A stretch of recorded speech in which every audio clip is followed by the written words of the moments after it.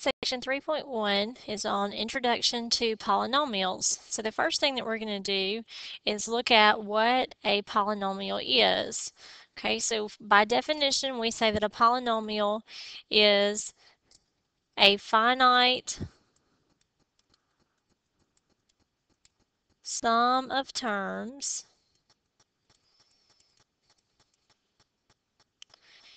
in which all variables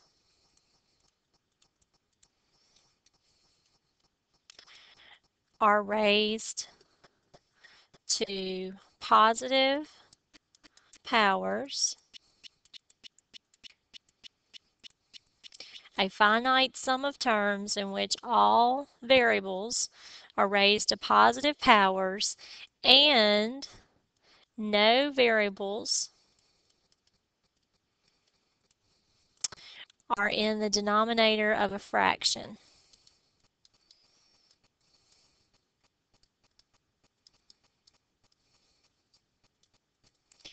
Okay, a finite sum of terms in which all the variables are raised to positive powers and you have no variables in the denominator of a fraction. Okay, so an example would be something like negative 2 x to the fifth plus 3x to the fourth plus 4x cubed minus 2x plus 1. Okay, this would be a very long polynomial, but it would be a polynomial if we look at all of our variables. All of them have a positive exponent. We don't even have any fractions in this one, but none of my variables are in the denominator of a fraction. Okay, notice how I've written the terms. The x to the fifth is first, x to the fourth, third.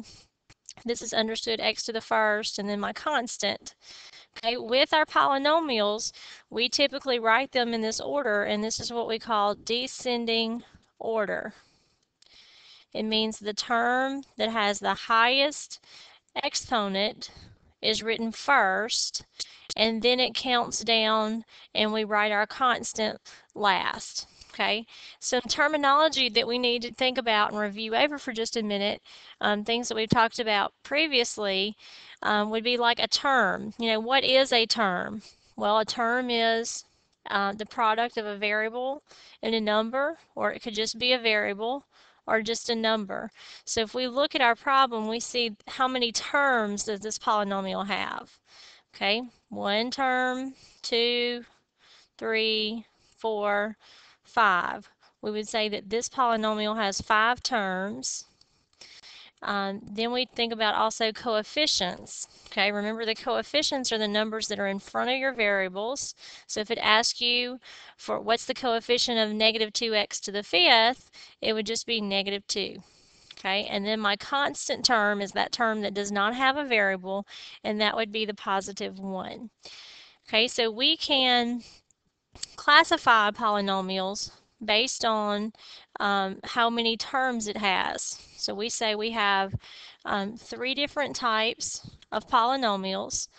The first one is what we call a monomial, and you will need to know these definitions, and when we say these things in class, you should know, what they mean. So a monomial is a polynomial that has only one term. So we say a polynomial with only one term. So an example would be like, negative 2x to the fifth. That's one term. Or just x by itself is a monomial. Or just a number.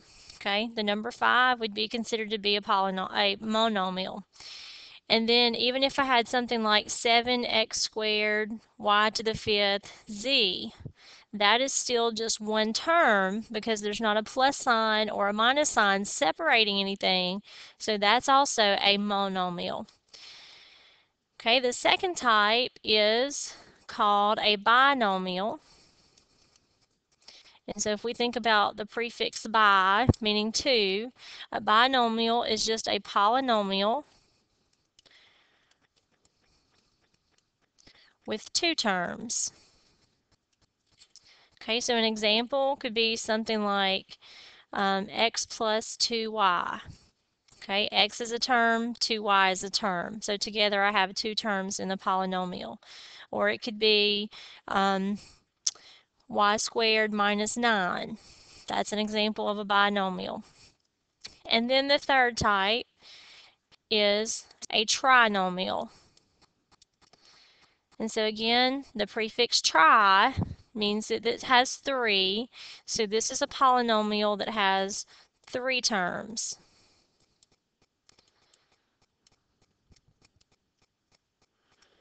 Okay, polynomial with 3 terms. So an example could be something like x squared minus 4x plus 5.